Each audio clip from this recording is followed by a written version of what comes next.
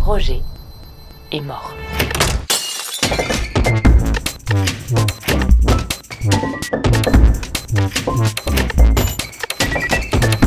Véronique Honoré. Je dis libraire de droite. Non pas que ce soit un positionnement affiché, mais Épisode 2. disons que c'est une question d'évidence. Roger. C'est sa manière d'être. Par la force des choses, poussé par telle ou telle urgence, il a bien fallu qu'une fois ou deux j'y retourne dans sa librairie ivre de livres. Je vous le dis, Honoré est de ces libraires qui jugent votre manière d'entrer chez eux, de circuler, de regarder des livres, ces libraires qui jugent et condamnent. Pour vous, ce n'est peut-être rien, mais il se trouve que je la sais catholique. Je ne suis pas très religieux, mais je n'aime pas trop non plus ce qu'ils sont. Je suis sûr qu'elle l'est. Beaucoup trop de papes, de conservateurs dans ses vitrines, si vous voulez mon avis. Le grand mystère, c'est que malgré tout ça, elle a des clients fidèles et loyaux. Une réputation d'exigence. Peu me chaud. Je la déteste autant que j'aime les livres. Comme elle me hait aussi, c'est certain, nous sommes quittes. Même si, finalement, j'ai eu le dernier mot.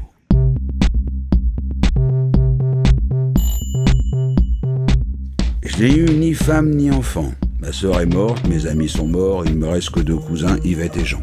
Ces deux-là, ainsi que leurs rejetons et trop nombreux petits-enfants, sont également demeurés. Un mur a plus de conversations que tous réunis. Ils sont laids et stupides et poussent le vice à s'habiller mal. Ils sont désagréables à tous les sens.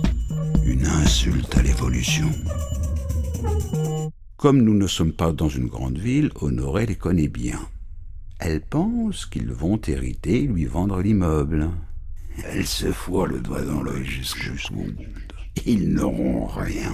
J'ai tout légué, y compris de quoi payer la succession, à mes locataires. Un plan parfait. Chacun hérite de son appartement, et tous ensemble, ils héritent du mien. En échange, je n'ai pas demandé grand-chose. 10 ans sans vendre ni louer, 10 ans pour que l'immeuble garde cet esprit et cette configuration, et mon petit royaume est à eux.